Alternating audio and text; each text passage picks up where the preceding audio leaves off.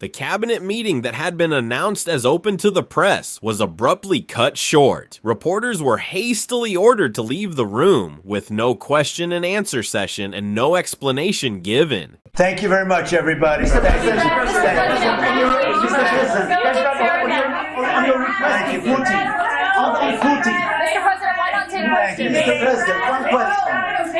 Mr. President, Thank you very much. Mr. President. Let's go. Start moving. Thank you, press. Keep moving. Thank you. Go, guys.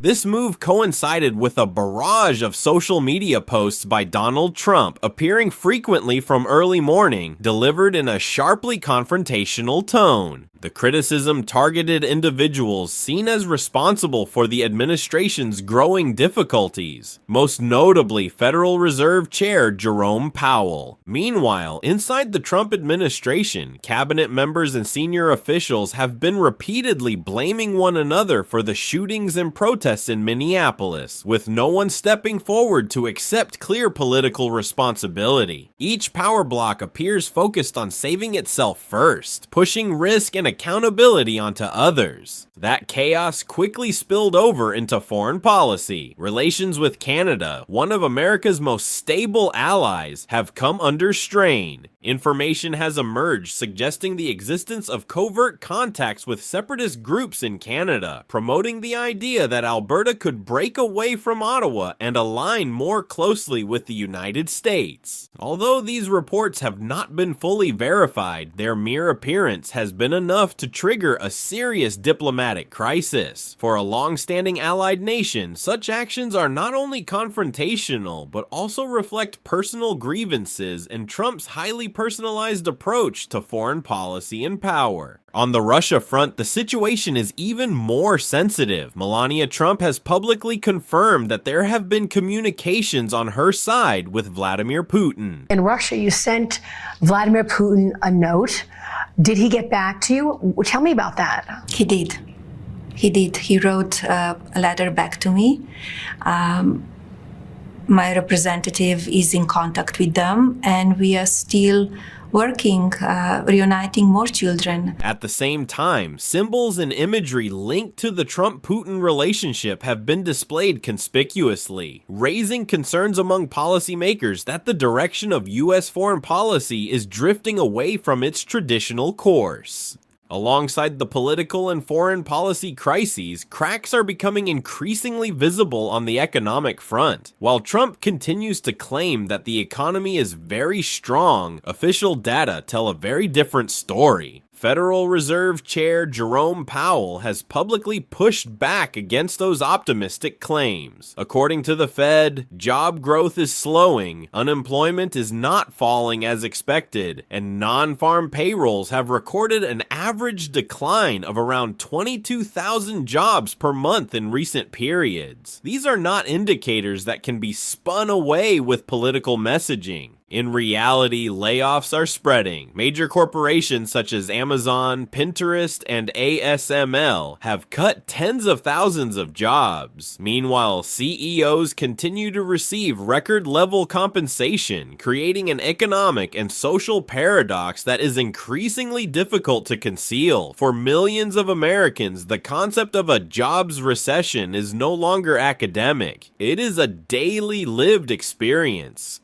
Tariffs remain another major burden. Data show that roughly 96% of tariff costs are ultimately passed directly on to consumers. In other words, this is not a strike against foreign companies as political rhetoric suggests, but a form of indirect taxation that falls squarely on American households. At the same time, Trump has opened a new front by publicly attacking affordable housing programs. He has accused these projects of lowering property values in wealthy neighborhoods using rhetoric that is clearly socially divisive. Against the backdrop of a housing crisis and rising living costs, this stance is controversial not only in policy terms, but also in terms of political ethics. Trump has also rolled out highly performative executive orders, declaring that the federal government would take over disaster relief operations in Los Angeles. Yet behind these announcements, actual relief funding has remained stalled, leaving many local governments facing severe budget shortfalls. Taken together, the picture that emerges in recent days is of an administration stretched thin on every front. Internal fractures, shocking foreign policy moves, economic weakening, and an increasingly uncontrollable media environment. Actions that appear disconnected on the surface are in fact converging into a chain of systemic crises. In recent months, federal spending has not been brought under control, but has instead surged. Most notably, roughly $496 million